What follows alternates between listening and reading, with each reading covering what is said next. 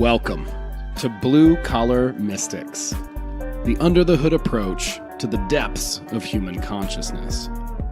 So many mysteries, so little time, so many big words. That's why we aim to take the mystical and make it practical, usable in your everyday life. And you know, we want to hear from you.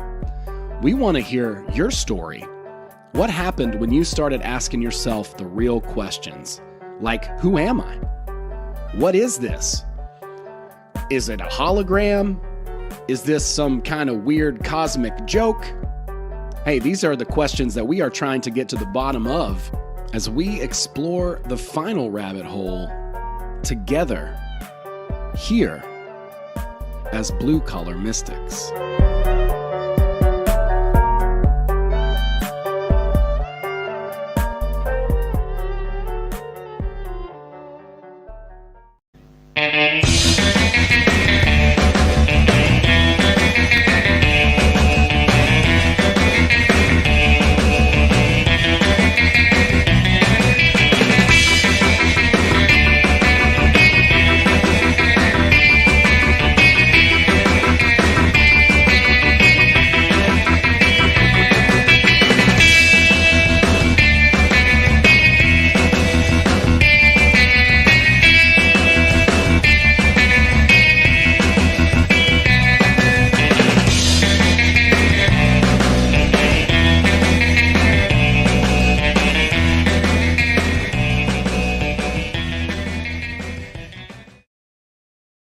What's up, everybody? Welcome to Blue Collar Mystics. We're doing the Transurfing Safari with my lovely confidant, Abbstract1.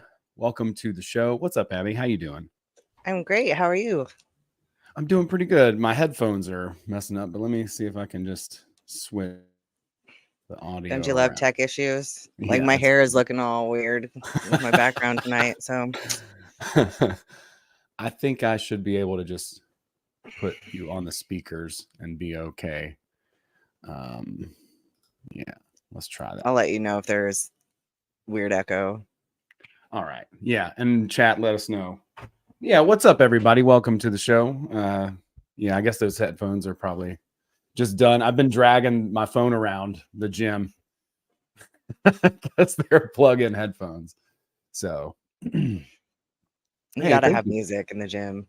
Yeah, I finally got some wireless ones, but I thought it was maybe the connector. Hey, thanks for the sweet comments. Thank you. Up top. Appreciate it. Thanks, everybody. Thanks for being here. I'm really excited. I love this particular chapter. I read this several times. We were just talking about it, and yeah, we'll have a lot to talk about tonight. I hope y'all are hanging in there, doing well. All is going as it is going well, you know. That's the thing about it, right?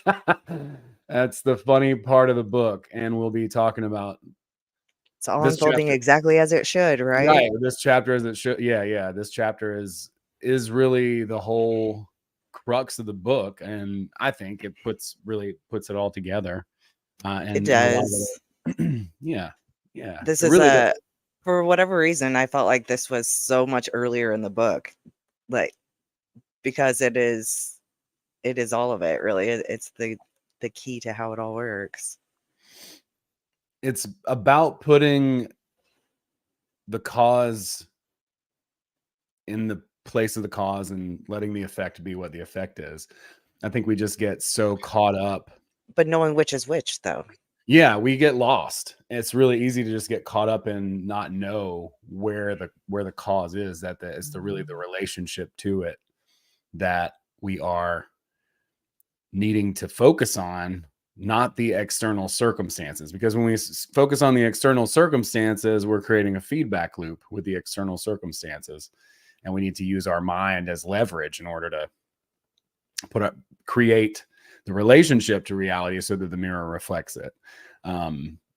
Yeah, it's beautifully put, and it's no different really than any of the other spiritual principles from many other books. But yeah, great way to say it. It's a great metaphor too. You know, the world is literally a mirror. And if you remember that and you remember the mirror principles, just as you would in a regular mirror, and you apply that to everything, then you get to see magic happen in your life. And it's really, it's no longer magic. You realize that's just the nature of everything. Yeah, it's pretty dope. Yeah, it's just the way that reality begins to move as a result of the way that you view it. Basically, we're using confirmation bias all the time, to define our reality. And what we've been learning through the quantum physics whole thing is whatever people actively are testing for, if they're like, oh, well, particles are at the base of reality, or that they do the double split experiment, or they're trying to explain string theory or whatever.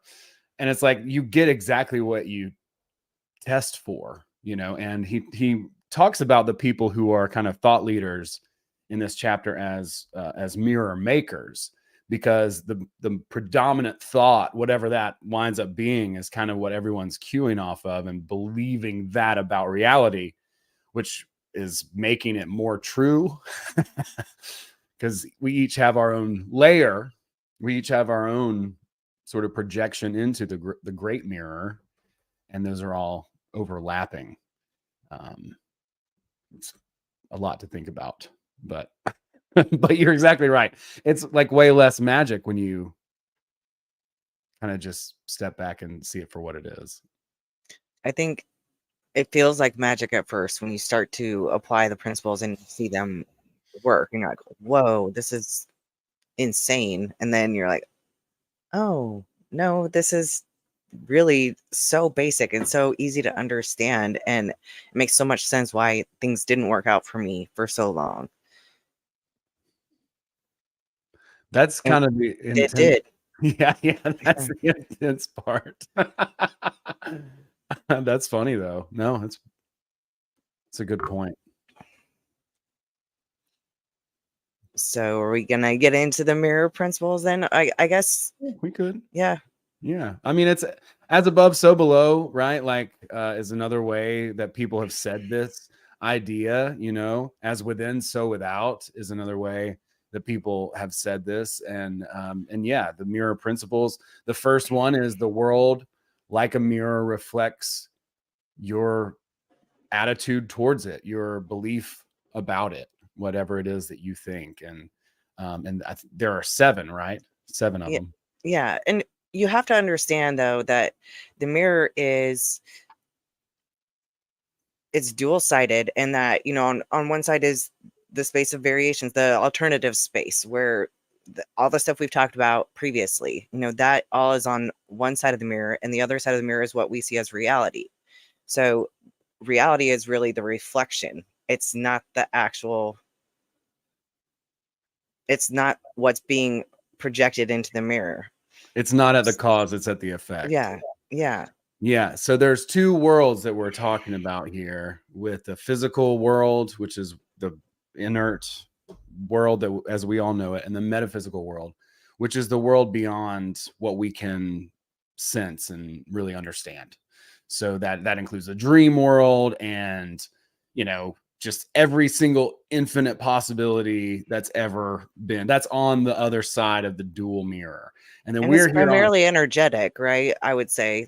it's, yeah, well, the Kabbalion says it's vibrations. Yeah. So it's like every vibration. And so we're basically bringing in, based on what how we're looking into the mirror and how we see the mirror, we are looking into that mirror and basically drawing that frequency into the reflection of the mirror. Yeah. Whatever it So is. whatever your thoughts are projecting into the mirror, the mirror can sense to your thoughts about it. So it's like, okay, you're right. Yeah. Here you go. Yeah. The universe can hear you. Yeah. Absolutely. I mean, it's funny. It makes me laugh maniacally, but it's real. And so you're going to be exposed. You're going to be vulnerable, your beliefs, what they are. So you might as well not try to hide them, but see what they are, because the mirror is reflecting those. And in order to adjust the reflection, you got to work on this, the image. Yeah. And instead of like, you changed your relationship to the problem instead of just being immersed in the problem. Like, my life is shit. Everything always falls apart. The mirror, you look, it's like looking in a mirror. Say it to a mirror. Like, my life is shit. It always falls apart. And the mirror, the reflection is literally going, you're right. It's shit. Your life is shit. It's going to fall apart. And it happens every single time. I mean, you put it in there. And it's the observer effect, or the reticular activation syndrome, or syndrome. Not syndrome, system. You'll observe more of what you expect to see. Exactly. Yeah, it's yeah. There's another term for it too, where you're just, it's a fulfilled prophecy, or what is it called? Self-fulfilled prophecy. Yeah, self-fulfilling prophecy. Exactly. Yeah, I'm blanking on that. Yeah, it's interesting to think about too, because you have to adjust it beforehand. So if you're just queuing off of what is right now, then you're just in the loop of what is right now, right? Like, and that's it. So it could be that things are, kind of in a disarray, they're chaotic, whatever. If you're keying off that, you're just actively making that more the reality. But if you can start to compose yourself and change your attitude toward the problem, your relationship to it, then you can start to relax a little bit and start to move your awareness toward the cause more, and project the image that you want to see, start to move in that direction.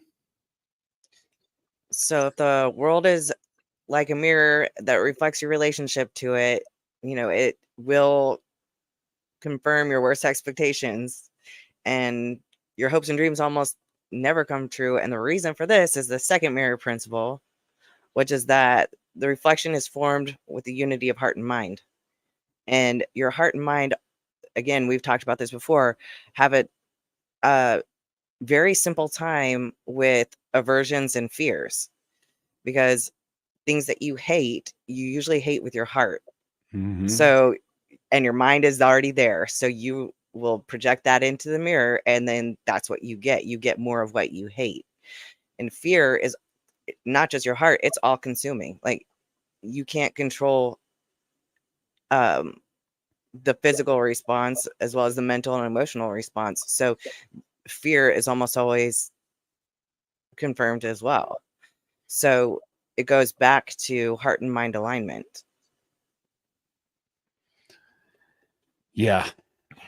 The ultimate polarizing dual force, which is like electricity, when heart and mind are in alignment.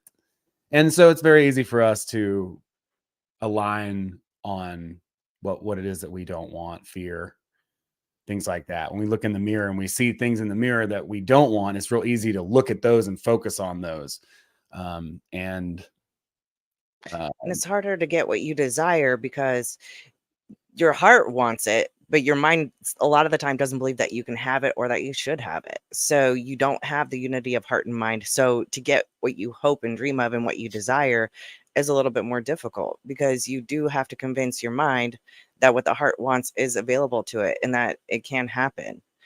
So, so if you think of it as a mirror, when you have unity of heart and mind, the image in the mirror is your reflection is very crisp. But if you don't have the unity of heart and mind, your heart's only in it, or just your head is in it, because you're chasing a pendulum that's somebody else's dream or goal that's not in alignment with your heart, then the image is blurred. So you don't get a crisp image. It's like it can't take you to that sector of the alternative space where that's realized, where you can pull that into this side of reality, to this side of the mirror. Yeah, that's great.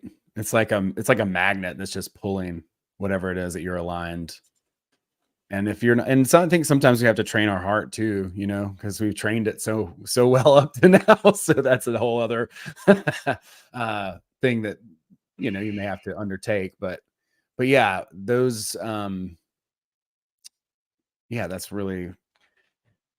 And that's where like law of attraction is missing, because law of attraction tells you, you know, just choose what you want and then let it go, you know, put it out in the ether and it'll come to you.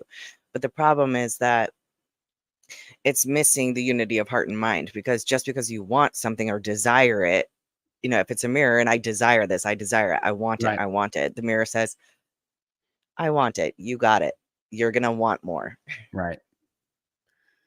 Yeah, there's that whole little breakdown where they're in this chapter, and that's exactly what they're yelling about. He's like, "But I want this," and he's like, "Okay, I know you do. Here, I'm giving it to you. I'm giving you want." Yeah. Yeah. Somebody says, "I try not to look in the mirror." That's pretty smart strategy. What he says to do is glance into the mirror and actively focus on the positive things that are confirming you toward your goal, whatever those things are. Just highlight those, notice those more. You know, yeah, there's a lot of things I think that the law of attraction is kind of missing. I believe in the law of attraction. I really do. I do think it's a It's thing. very close. Yeah. But it just I misses think the mark. there's just a lot of nuance going on. You can't just, it's just got things get mainstream and simplified, but somebody makes a movie out of it, and all of a sudden, you know, it's like a kindergarten concept, you know? Yeah, right. I mean, I watched it. I watched The Secret. I watched all that. It was good. I really wanted it to work. I really did too. Yeah, I'm still waiting on a check in the mail, you know, any day now, bro. But no, I think the unity of heart and mind is a really differentiating thing. It was something that, honest to God, like I didn't even know that was possible. You know, I didn't even know you could be in a great. I was like, well, this is the logical thing, and this is what my heart wants to do. So I would just. I was always in my head with a logical thing. Like I'm not. Yeah. I was just going caution to the wind. I'm just following my heart. I'm going to go ride rafts and out west, and live in a van or whatever. No, zero logic. But then I'm like, oh my God, I can actually, you know, align these two poles, and yeah, it's a whole other world. Just that level up. Just that knowledge alone is awesome, that it's possible, because it is. There's a lot of people who have strong purpose, who are doing things that they're very passionate about in their life and doing quite well. You know, lots and lots of people are doing something that is in alignment with who they are, that is authentic to them and their purpose. It's a beautiful thing. And I think everyone's entitled to that if they'd like it, or whatever their particular door or goal is. I've talked to a lot of different people who have had a lot of interesting and unique jobs and callings and purposes and paths, all kinds of different cool stuff like that. But it's always really cool and encouraging to see somebody's heart and mind align, and that's something that is it's available. You know, it's a real thing. So I think that's pretty sweet. Trying not to look in the mirror on that. If you're trying to change your physical appearance, it's looking in the mirror can make that difficult if you are focusing on the negative, because if you focus on the negative traits, the mirror is going to reflect like, oh my God, I look so old. Like you're going to look older, because that's exactly what the mirror is going to reflect back to you. And I don't just mean the physical mirror, I mean reality mirror. So if you are looking in the mirror and you're wanting to change your physical appearance, like if you're wanting to change your physical appearance, work with a slide, and don't do that in front of a mirror, you know, because especially if it's a drastic change. You know, when I decided that I wanted to look like I look now as a bodybuilder, I didn't do it by looking in the mirror and looking at the cellulite on my legs going, oh my God, like this is never going to go away. I had to do it outside of the mirror and decide what I was going to look like and capture the image in my head and make it, you know, until I could feel it and step into that version of me. And then I became that version of me. So now when I look in the mirror, I don't have to avoid looking in the mirror now, because I can look in the mirror and I can see all the positive changes that I've made. Even like right now I'm in off season. So I've gained 27 pounds since my last show. I have cellulite again, but guess what? it's not a bad thing. I realize that's just a cycle that my body's going through, so I can appreciate it for what it is.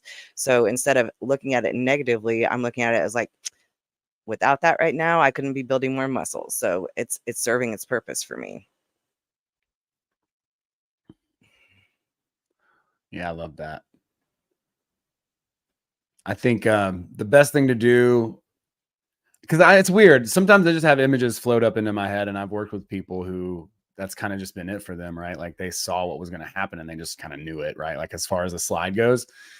But as far as looking in the mirror, because I've seen myself in unhealthy, and then seen myself get to that, and then I've seen myself, healthier, and then get to that as well. But as far as like even like at a physical level, like looking in the mirror, focus on the attributes and the characteristics about yourself that you like, whatever those are. Focus on that. It's like, even if you're like looking and you're like, oh, well, I got, good shoulders or whatever, or whatever that winds up being. And start to focus on the changes that you notice that are positive and in that direction. So whatever that winds up being, for me, it's like losing some weight. That's good. I like to see, some slimness, and I'll celebrate that as I go along that journey. And then what's cool about it is that, like, once you start the process going, you start to focus on different aspects, and you're like, oh, actually, I kind of want to, delve into this. And it just becomes, you just get more wrapped up, I think, in the process, just finding something positive, and then just moving on that point, and then starting to. And let me say this, if you hear, several people compliment you on one thing, like they tell you have a nice smile or that you have great eyes, believe them, because you've heard it more than once. They're telling you that for a reason. So if that's what you need to focus on when you look in the mirror, then focus on that, so that way you see more of your positive qualities. Yeah. Anyway. Yeah, So 100%. Love yourself and believe people when they tell you how awesome you are. Yeah. Listen to Abby, damn it. seriously.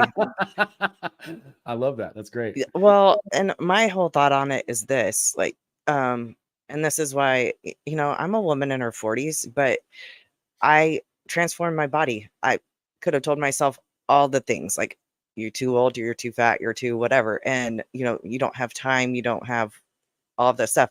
But I didn't do that. I told myself that I deserve to have a body that I loved once in my lifetime. And I'm not giving up on myself. And I didn't. And now I have an amazing ass. I'm not going to lie. Hell yeah. I'm proud of what I've done, and You should be. yeah. Yeah. I'm proud I of like you what too. I like what I see. I'm comfortable in my body. Hell yeah. Good. Yeah, I think that's a beautiful aspiration too. I feel like that too. As one of those things too, I learned, because I went bald pretty young, I never got to grow my hair out. So I'm going to try to get my body in a shape that I like it, as as kind of an answer to that, But This no, is your avatar. You can level it up any way you want. I know. I could grow hair, but my hair wasn't that great anyway. That's cool. But no, I'm so inspired by you. I think it's awesome what you've been able to do, and I think it's inspiring to a lot of people. Should we talk about the delay? Yes, that's probably the most important thing. And I love the way that he paints the picture in the book. So the third mirror principle is that there's a delay in the reaction of the dual mirror. So it's like you're standing in front of a mirror, and then you don't see your reflection yet. And then a couple of seconds later it shows up. And then you raise your hand, but it doesn't show up yet. And then you put your hand down and it still hasn't gone up yet. And then it goes up. Reality is the same exact way. It has a delay in the mirror. It's not instant. You don't pull things from the space of alternatives and bring it into this side of reality instantly, most of the time, unless it's a very similar timeline. But that's why it's so important to work with your slides. Like a Polaroid. Yeah. And that's where, like, the amalgam formula comes in, right? Yeah, well, this is, kind of back to that idea of the mirror makers too. But yeah, the amalgam. A lot of people talk about mantras. Well, I mean, do you want to say what it is? What is an amalgam, Abby? Well, he gets into Venetian glass because, and I know we've kind of touched on this before, but Venetian glass was really sought after way back when, because when you looked into these mirrors, your reflection looks beautiful. So it's almost like the original filter. Now we put filters on the phone, like, oh, look how good I look with this filter. But it's the same idea. It was a mirror that when you looked into it, it just made your reflection a lot more beautiful. But what they did, and it wasn't magic. They changed the amalgam. So when they made the mirrors, they put gold in the amalgam.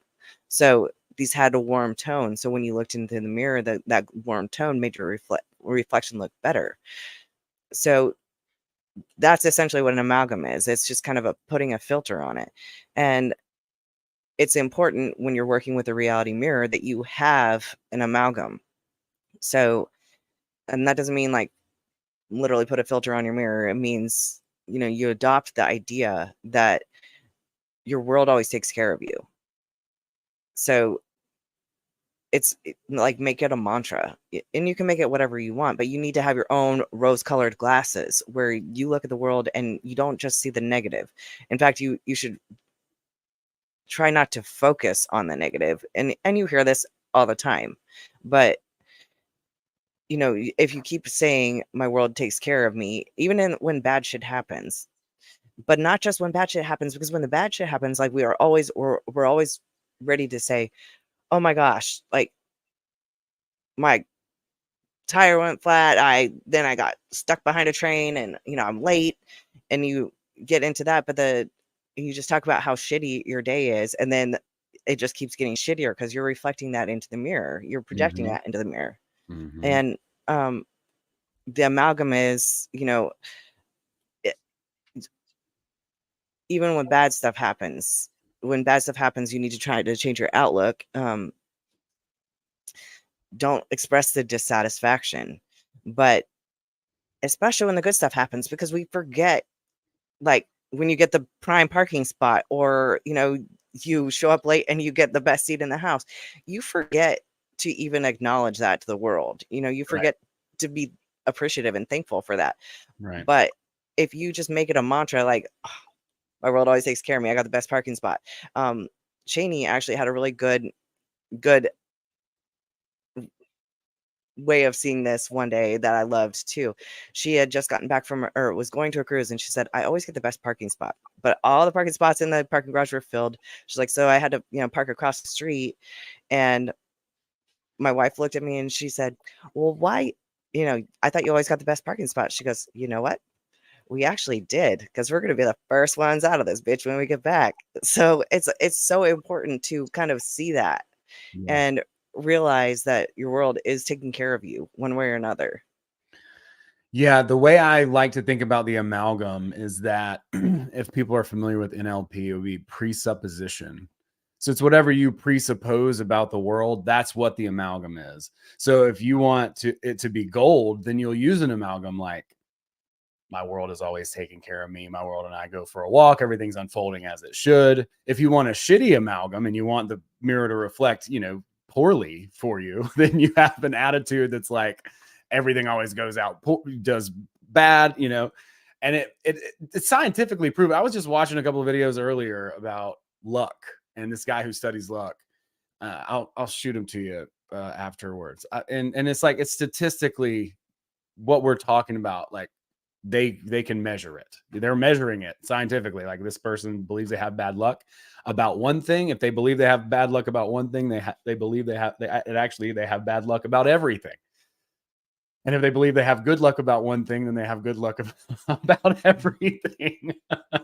So, I mean, that's it. I mean, that is the amalgam. They're like, I'm walking around, I got good luck, good things happen. That's the amalgam. That's the backing in the mirror glass that they've put there, and you can put whatever amalgam that you would like. That's totally up to you. You can make it, distorted. And that's another thing we should talk about too, is that the distortion. So whenever you try and force it to happen, you are actually pushing, like kind of pushing on the mirror and bending the mirror.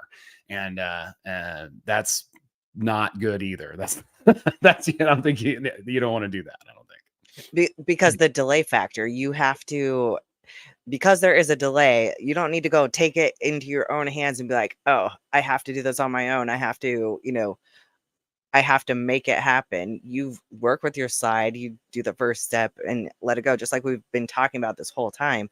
But know that your world takes care of you and that it's always going to have your greater good in it, reflected to you. That's always what's, if it works out, great. If it doesn't, even better. Even better. Yeah. Well, it's just the world.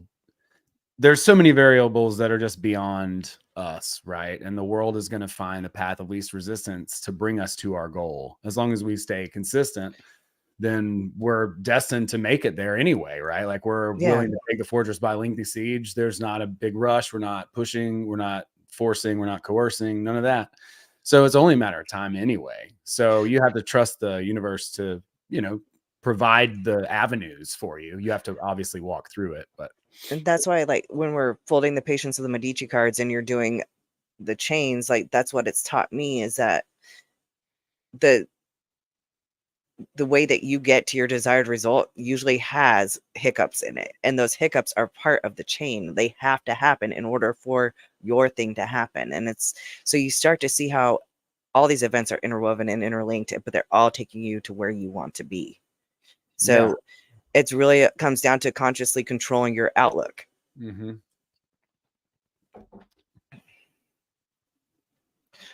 And so, like, yeah, you can sit there and focus on how the world has changed. Stuff doesn't taste as good, colors aren't as bright, whatever. But the world hasn't changed, just as the mirror hasn't changed. It's literally your attitude and your relationship to the world that has changed. And so that is what you're going to see as a reflection of it's a reflection of your thoughts. That's right. That's exactly what it is. And Jamie, this is good. More like the hiccups are like links in the chain, like a dip before the next link. Yeah, exactly. And the causes are linked to really attitude, right? And they're not so really what's weird about it is the hiccups seem like hiccups, but they're somehow getting it to happen in the least amount of effort. You know what I'm saying? The most efficient way. But it's not a hiccup thing. There would be like millions of hiccups more if we could actually try and navigate all these variables and try to consciously take control of them, because it's impossible to. There's just too many things to be able to consciously know about even.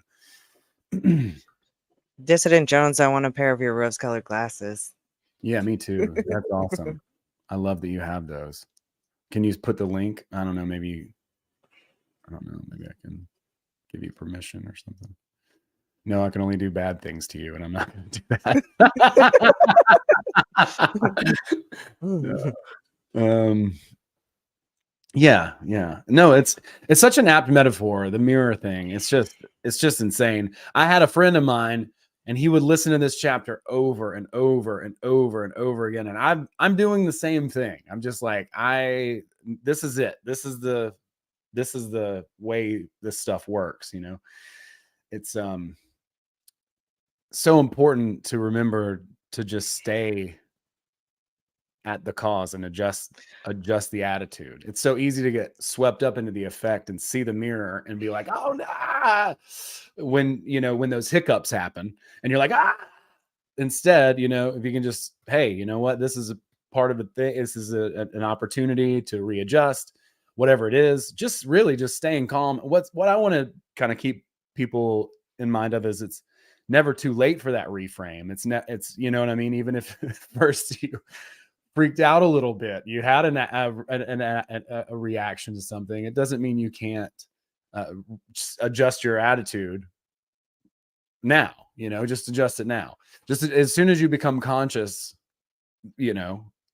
about it, then that you're like, oh, I'm swept up in the reflection. Oh, okay. I need to get back to the image. I need to work on the image. Okay, cool. Everything's happening exactly as it should. It's all unfolding just like it's supposed to. 100%. And not only like does my world take care of me, you have to remember to let your world take care of you. Like, I let my world take care of me. Like, that's kind of a big thing too. That's the yin principle. And it's something Yeah. that I personally have a hard time with myself, because it's just so natural to take action. And Oh yeah.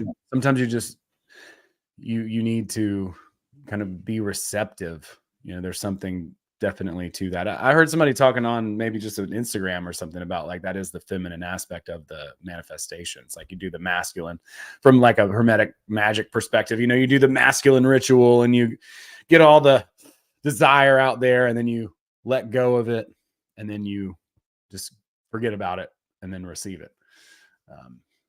Yeah, there's definitely a lot of parallels to that. But yeah, no important. Your thoughts are the enemy. Yeah, they really are. Yeah, it's crazy. It's so easy to just get swept up in what you might perceive the illusion of action too. It's like, if I do more stuff, then this will happen. But it's like, I don't know. not always. No. But back to the whole mirror of it all, and not just physically. Like if you think of it, reality as the mirror, and liking yourself or liking your reflection, liking what you look like, it will reflect back to you, what you expect to reflect back. So if I like myself, I have more reason to like myself. That's it's gonna reflect back to me, is that I have even more reasons to. And that's pretty powerful. So that's why it's so important to not focus on the negative, but to find the things that you do like, whether it's physical, whether it's, your qualities. Yeah. Because the more that you lean into that and you allow yourself to like it, the more that reality is going to show you more of what you like. Yeah, there's probably great things to key off of from that perspective and point of view to what your gifts are and what you have some natural inclinations and talents too as well. So yeah, that's good. It's a good thing. So you switch your focus from the reflection to the image. So, if you want to see the reflection in the physical in the mirror, like, you don't fix it in the mirror, you fix what's being reflected. You work on this. You work on you. Yeah. Yeah.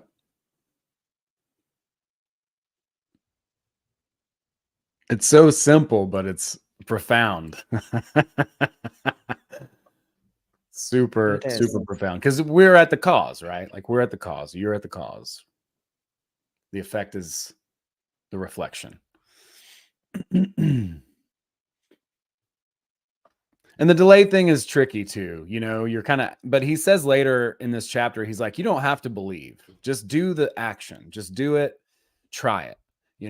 Don't look at the, have we gotten there? Yeah, you don't have to be like, I believe this is gonna work. This is gonna work. Like, what if I don't believe it's gonna work? Right. Just try it. You don't have to believe it at all. Just try it. Yeah, just try it. It doesn't take belief. It doesn't take faith.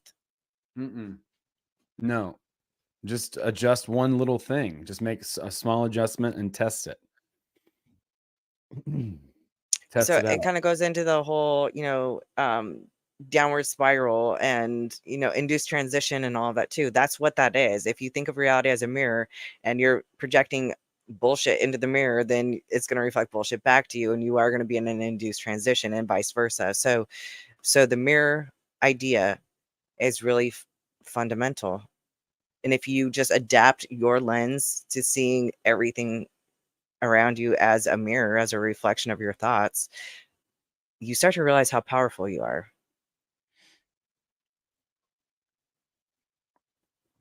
Yeah, I think you start to, focus on yourself more in a healthy way, in your intuition, what it is that you're hearing from the rustle of the morning stars, right? As opposed to being so swept up in the external, whatever the mirror says, other people's thoughts, the mainstream narrative, whatever.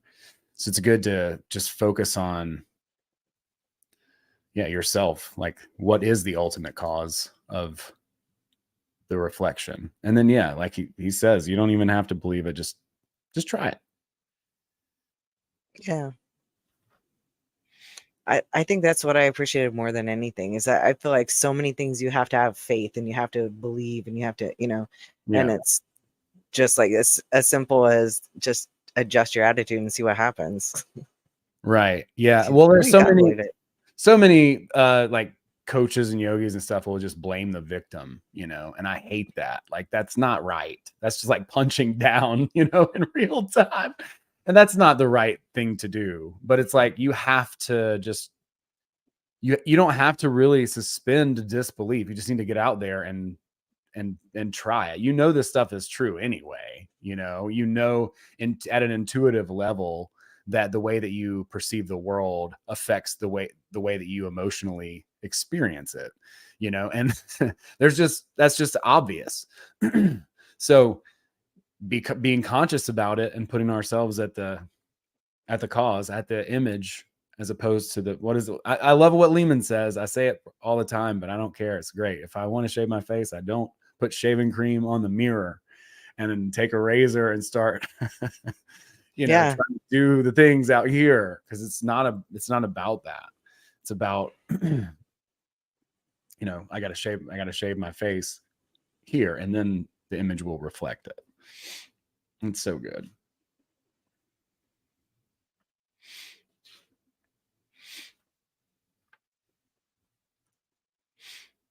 So, fourth mirror principle, I believe, if I wrote it down right, the mirror states the content of the relationship and ignores the nature of the relationship. Yeah. So it's not a respecter of persons would be the Christian way to say that. Like, it doesn't matter what it is that you're broadcasting to the mirror. It's going to reflect it. And it doesn't matter if you're a good person or a bad person or any of that. It's not really about your relationship. You could be the sweetest, most loving, charming, kindest person in the whole wide world. But if your relationship to the mirror is that you are always taken advantage of and people walk all over you, then that's what's going to be the reality of it. So, yeah. So it's really about the single people. There are no good men left in the world. Right. These are mind viruses, Yeah. They really are. It's like there's so I'm many. never gonna find someone. Right. I'm bad at love. Like, whatever. Oh, I love that song. It's a great song. It's a fantastic song. It's not a good belief. No, I know. And that's the thing, is that they get in there though. Music is spells too. So be careful. Mm-hmm. Be careful what you're like resonating with. Don't allow that in your heart and mind. Dude, I'm crazy. I've gone, like I'm very picky. I still listen to a lot of music, like lyrics and just crazy, weird music, because I love all kinds of music. But I would say 90% of the time now, I just listen to music, no vocals in it at all. Just like jazz and like cool, like modern instrumental, down tempo kind of stuff. Whatever. I don't know. I like a lot of music like that, and I think it's a huge difference. I tried to get away from a lot of lyrical stuff because there's so much magic in all of it. And a lot of it's not good. But I just realized, and I was the person who would I had my angry playlist and I had my my sad playlist. But the thing is that it works. Like, you listen to your angry music, it's gonna make you more pissed off. And the sad music is gonna make you more sad, like feel depressed and stuff. And so instead of doing that, I can just listen to the song, but try not to emote with it. Like, I don't have to feel the emotion. I can just appreciate it for the song. Yeah. And then sometimes it's fun to do, but it's like, I had to just become a little bit more conscious about it, because I would just let stuff play on the back, and it gets in here. It does. It sneaks in. So I'm just a little bit more aware of that, it's like, absolutely. You have to be. It helps, because a lot of it is made with malintention. I do believe that. Well, a lot of it's CIA, so of course it is. Yeah. Right. Yeah. Yeah. But yeah, the mirror doesn't care. It's just going to do what it does. It's not going to make exceptions for you. It's not going to change the way that it works for anybody. It's just going to be doing what it does. It's just going to reflect whatever it is that you project at it. It doesn't care. That's how I interpret that. I don't know. Yeah, absolutely. Very good synopsis. So the fifth mirror principle is don't think about what you do not want. Think about what you're striving to obtain. Because I don't want this. The mirror's going to just say, you don't want it. I swear to God, it's like, it's such a habit. Even at the beginning of any moment, I don't know what it comes from. Maybe it's, maybe a lot of people experience this. Maybe it was from doing a lot of like creative problem solving stuff and being on set or whatever. But immediately I'm like, well, I don't want this to happen. I don't want this to happen. Anytime I'm presented with a new, and you know, from one place of like logistics and preparation and stuff, it's good to be able to think about that, you know. But what I think the thing about it that we don't want to get looped into is aligning heart and mind. So we're like passionately really not wanting, obsessed and worried about it. Yeah. Worrying. Right. Exactly. So it's like, hey, you can think about the things that could be bad to happen and troubleshoot those. Just don't invest a lot of, you know, emotional capital into it. Right. And the line, heart, and mind in there. And then now you're like, you're bringing those things toward you instead of just being prepared. But yes, I think, no, go ahead. Do you ever find that it's easier to wrap your head around what you don't want, but like versus what you want? You're like, well, I know what I don't want. I think it's a good practice to do it. You know, just if you're like doing some journaling or whatever, even if you're doing like the ikigai, you know, it's like what the world needs. Well, jot down the opposite too. What does the world not need? You know, what do you not like doing? And then you can mark that off the list. So it can kind of help guide you, you know, to what it is that you do want by at least getting an idea of what it is that you don't, you know. You just don't want to vibrate on that level where you're that's all you're obsessed about. You can use it as a tool to help you find what you do want, to clarify what you want. Exactly. Yeah. And because like they say a lot in self-help, it's like you're either running from or you're running to. And it's usually like somebody's like, I just want out of this job. I've been there. I know exactly what that feels like. I just want out of this job. I don't care, you know.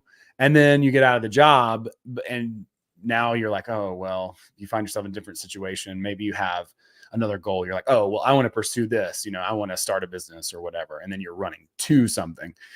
But some people are just running from, some people are running to. It's good to consider the negative perspectives without, like we said, just don't start fantasizing about the things that you don't want. Or getting angry and passionate about them, because the second you're right, that's activating your heart there. Focus on, you know, what it is that you're striving to attain, and you know, see a big vision, see something that's going to take time. I think, you know, this is just my personal belief on it, because that keeps you moving in a direction, and taking little small steps in that direction over a long period of time, it's sustainable, and it's doomed to work. It will work over time. They call it Kaizen in the Japanese philosophy, which is just a little bit every single day. And that's so much more manageable anyway. But looking at the world and seeing the evidence that you've made some progress. It doesn't have to be perfection yet, but if you can just start to see what you've done well and think about the things that you want to do from there, focusing on the positive things. Again, I mean, I think if you're like, I'm a performer, right? Like I want to watch my tape and be like, ooh, that was that wasn't good. and address it and fix the problem. but but not focusing on that. Like, oh man, that's how people get like complex. That's the worst shit ever. I'm horrible. I should never do this again. And then you're still trying to do it, but then Or or like you get some weird complex where it's like if you don't you get into like a weird slump type of thing, or or you have some weird trigger that just knocks you off your game. You develop a terrible false belief or something. You're like, you did that though, Yeah. That's all you're doing. It's weird when you realize that you are the problem. Like, it on some level, but you're like, oh man, it's really like I'm so much more the problem than I realize. It's hard to admit it, but I think one thing he does talk about in here is he gets back into fate. If you believe everything is predetermined, then that is what the mirror is going to reflect back to you. That is your reality. Mm-hmm. If you believe in karma, that you have to pay for everything you've done, positive or negative, that's what is going to happen. Like it is absolutely a reflection of your thoughts and your beliefs. Like if you have strong convictions, that is what you are going to see. Mm-hmm. Yeah. I need to be punished for my sin. You will be punished for your sin. You will be. Yep. That's crazy. Yep. All right. Let's see. The next one. Are we on 6? Yep. All right. I think this is release your grip and allow the world to move with the alternatives flow. So this one's important. And we touched on this a little bit before. But it's so easy. What does he say? You take the world by the scruff of the neck or by the throat. When we get impatient, that's kind of what our instinct wants to do. We want to go with inner intention, right? Which is pushing the material world, the physical world, and not outer intention, which is opening up to the alternative space from the heart, which is connected. And waiting for that delay in the mirror to produce it. Knowing that it's going to, because your world always takes care of you. Exactly. Yeah, the flow is crazy. It's just a lot to think about, that there's so many options and possibilities literally every single moment. I mean, it's clear to understand that we can't comprehend the amount of alternatives and possibilities that could exist between us and what our goal is.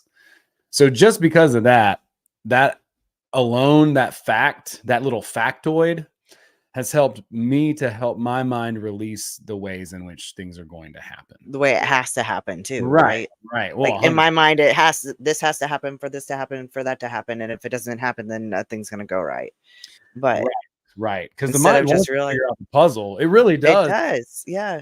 But I've found if I tell my mind, hey, you're not that smart that you can just figure out the whole puzzle, dude. And he's like, yeah, you're right, dude. I'm not that smart. He's like, heart's navigating. We got this, man. You're right, bro. Yeah. I can't calculate all that stuff. You failed trigonometry. You're not going to figure this one out. And so that has helped me to kind of let go a little bit mentally. It's like a logical argument to logic itself. And it's good to have, obviously, really, a sharp mind and to be able to, use logical processes and, navigate things and solve problems, obviously, right? Like we're not telling you to be brainless. But right.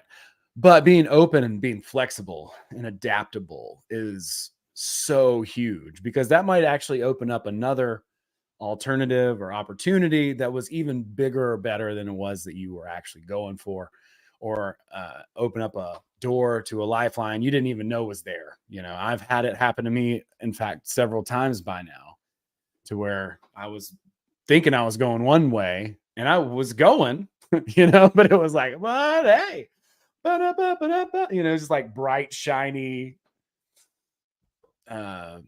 arrows pointing here. What about this? What about this? And I'm like, oh, yeah, I probably should go through that. I'll do that. So, yeah, it's cool. It's fun. The alternatives flow. It's what is it? There's an Alan Watts quote where he's like, "You're always going to feel like, am I going to make it?" But you're always going to make it. But if you didn't feel like if you felt like you were going to make it, it wouldn't be. That's the fun, you know. Yeah. Well, that's that. I think that's what you have to realize is that it's probably going to manifest in a way that you absolutely don't expect it to. Right. And that is the fun. That's the beauty of it. You're like, holy shit. Like this turned out even better than I thought because yes. yeah. He says, he's like, you'll get your toy and you'll get a trip to the ice cream parlor and, to the amusement park as well. Yeah. Instead of like just enjoying the vacation when you get there, you enjoy the whole journey because it's like, oh, this is so badass. You see the magic, you see like all the, like in a way you would never ever believe. Absolutely. So I can't answer for you, but what I can say in my experience, the flashing arrows have been pretty obvious. And you got your own signs and your own sort of world out there. To see the flashing arrow, maybe it's a little bit more subtle, but I've seen some very bright flashing arrows. Synchronicities, people actually saying, hey, like random conversation, you should do this. And you're like, that's kind of a weird thing for you to say to me. Like, I don't even know you. Like, those are all those flashing arrows because it's like what the world is telling you. That's your world telling you. Yeah. It's your world being like, hey, there's opportunity here. There's something here, whatever. And then from there, I mean, it's not like a one and done, you still have to continue to navigate it and read the signs. And it's like a current, or like having your ship on a sea. You've got all kinds of things happening. You always have to adjust, always. And that's just part of that alternative slope. It doesn't stop. It keeps going. But yeah, I think you'll see doors, you'll know, and you'll walk through those doors if you so choose. Nothing wrong with it. It's just funny. It's like you get into something and you're like, oh, I see how this takes me there. I didn't even know this was a route to that. Yeah. But okay, and whatever. Yeah, it's fun. It is fun. I think the alternative slow is maybe the coolest thing, It is. And that's okay. So then that leads into, I think number 7 is any reflection is positive, because it's the same idea. The one thing that like your big goal that you're working on, and you want it to be the easiest track to get there. So you're playing your slide, and then this perceived bad thing just suddenly happens. You're like, oh my God, how am I going to deal with this? Like I've had to call Owen once, like, I don't even know what to do. This is so terrible. But it really was the easiest means for me to do what I had to do to be where I needed to be to get what I wanted to get. It was my catalyst and I needed it. Yeah, it's crazy. So even the really bad shit is usually probably very good. It really is. Yeah. Anybody that you ever hear their story, like I met a guy today who blew my freaking mind. Some of the stuff he told me, I was like, holy shit, you've endured that. But those are the things that people remember the most and cherish kind of the most. It's the best stories. It's the things that make us who we are. I mean, not to just say like blindly celebrate tragedy or whatever, but it's like often, many times, those are the things that really are catalysts for people and for change and can inspire other people to make changes too. So a seed doesn't grow without being exposed to other elements. If it doesn't have water, if it doesn't have earth, if it doesn't freaking crack, it's not going to grow. So it's the same with everyone. So those perceived bad things, not to say that they aren't bad, but if you change your relationship to or your outlook on it and don't allow yourself to indulge in pity parties, you can see how it's going to be a good thing and how it could be a good thing and how it ultimately was a good thing. Yeah, I have some questions actually written down for just these types of scenarios. Whenever you have that reaction, I was watching a podcast today that I'm actually going to be on, and I'm super excited and honored to be on it. I'm stoked. But I was listening to this dude, and he was saying, when you have those reactions, he's like, "What else could this mean?" Like, you immediately this means, whatever. What else could it mean? What's good about this?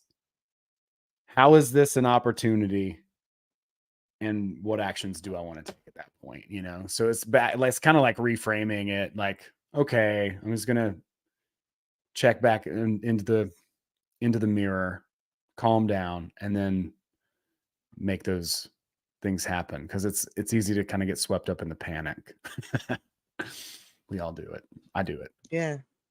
And I mean, it can be with anything. You could even put on a death of a loved one. I know, like, I've lost plenty. So, but you can see, like, my mom died when I was 16. At the time, I didn't understand, like, why that had to happen to me and everything. But looking back now, my life would have been so, so different had she been around. And I don't regret any path that I've taken. So, without that, I wouldn't be where I am now. Yeah, I used to spiral when I didn't get my way too. I'm haunted by a memory of mine when I was like in the mall, and I wanted these Charles Barkley shoes that had just come out. Oh, But they I used didn't to have make the them. Barclays. I Yeah, had the dude, Barclays. they were so dope, dude. I wanted them so bad. But when they first come out, my foot wasn't big enough. I was still in like a kid size shoe. So, I tried the shoes on and they were just massive, they didn't fit me. And I was so upset, I'm like walking through the mall crying or whatever. And my parents are like holding up different shoes. Like, what about this? What about How about the Jordans? Oh no, humiliating, but so funny.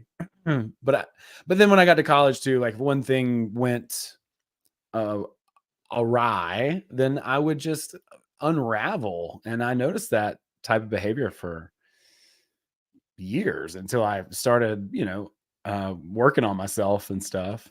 And man, what a huge difference it makes to not succumb to that. And even if you do, for a minute, or you have road rage for a second, or something happens, like as soon as you notice, just because we all have our battles, challenges, and things. But man, it's made such a huge difference to just be aware of that. Kind of like the heart and mind thing. It's like, holy shit, you can do that. Yeah. You can How not get foreign of a concept was that? right. To a lot of us. It's like, wait, what? Not lose my mind because I didn't get this parking spot or whatever. Like, what? I didn't even think that there was like a separation between the two, heart and mind. Like, but when you start to get it, you're like, oh, yeah. Yep. Yeah, absolutely. I love that. Jamie says laughing at yourself makes everything so much easier. It's true. You got to be able, it's so nice to be able to laugh at yourself. It's good. It's very healthy. I like to just think of it all as a big play. I'm just an active participant in a play. That's how I watch the news too. We're just watching a play. I mean, I used to get so wrapped up in all the modern like events of things. Yeah. Call it like Current events and stuff. Yeah, whatever's going on, to watch the YouTube channel and be like, oh no, what's going on today? And then just get into this like, oh God. Black pill. Basically, I mean, end of the world. What good is this doing me? This is ruining my energy and my outlook on life. I got to change it. It's not fun. It's not a good time. Let's hang out and have fun. Let's laugh and chill. And remember, from like Letters of the Past, you don't change the outer world by trying to change the outer world. You change it by changing you. We only have our layer that we can actually fix. That's literally it. We can only work on the image that we are projecting to the mirror, each and every one of us. We can't fix anybody else. We can't change their image. We can't change their reflection. That's not possible. It's just not. So, you know. But when you start changing your reflection and what you know, changing yourself, you are an inspiration and you become a light and you are helping other people see that they can change themselves too. And that is how you make a difference. You don't do it by like, I don't want to say that your votes don't matter, but you're not going to do it in the polls or picketing.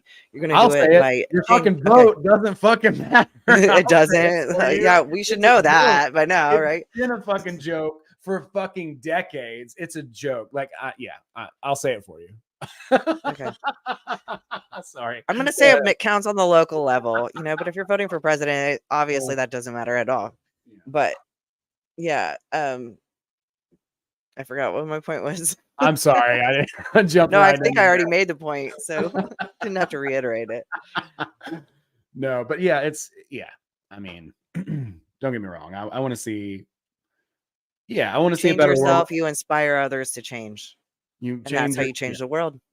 Yeah, I mean, it's easy to want to try to do it out here, but it's better. When other people see your magic, they're like, oh shit, how does she do that? I want some of that. Be a firefly. Oh, fireflies are out right now too. I saw a few when I was coming out here to podcasts. Hell yeah. Yeah. So that's all 7 of the principles, right? Yep. Okay. Yep. He says you control reality by controlling your chain of thought, that the cause is in the mind. Hey, you know what? There's another book that says that. It's the Kabbalion, and I just made a new version of it. I've been working on some projects. Looks good. I need a copy of that. Yeah, that's Owen made an actual hard copy. Look at that. Yeah, you can get the hard copy. But the e-copy is on my website, but I'm going to make an audio copy soon. It'll be up in a couple weeks, and I'm working on some summaries and stuff. So, yeah, I'm excited about that. Good Guys is dope. If you guys, I see a lot of people who hang out over there, but if anybody who doesn't, a lot of our Secret Society of Good Guys chat are over here. Yeah, thanks for hanging out, everybody. It's awesome. Yeah, and anybody who's listening, be sure to check out the Secret Society of Good Guys. Abby, tell us about it. You can find us Friday nights on Project Cheney. Well, we're on a couple of places because we get in trouble sometimes and taken down and shadow banned. So, yeah, find us on YouTube, either at Project Cheney or Secret Society of Good Guys. And make sure you like and subscribe. We're also on Rumble. You can find us live at midnight on Fridays, Eastern Standard Time, and Sundays. Well, the time varies. So hit the subscribe button, notifications. You'll find out. Yeah, do all that. Follow Abby on YouTube and on Instagram. And we have one more episode we're going to do next week. And then I'll have, I don't know, I'll have to figure some stuff out. I got Brandon Thomas coming on from Expanding Reality soon. Oh, awesome. Maybe the next week. And he's awesome. But I just got to start reaching out to some guests. If you all know somebody that I should talk to, reach out, shoot me a message. Let me know who I should pick their brain. There's another lady that I think is just absolutely brilliant. Her name's Courtney Johnson. Should have an opportunity to get an interview with her as well, which is very exciting. I'm excited to talk to people more. I've loved doing this. We should do another couple cut for Tufty. Yeah. 100%. Yeah. We have to. Yeah. Yeah, we will. We'll do it. And yeah, everybody, thanks so much for hanging out. Y'all are amazing. Oh, the tuning forks. Yes. So my friend Laura, Owen, have you tried the tuning forks? I'm curious how they work and if they are worth the purchase. So they're pretty awesome.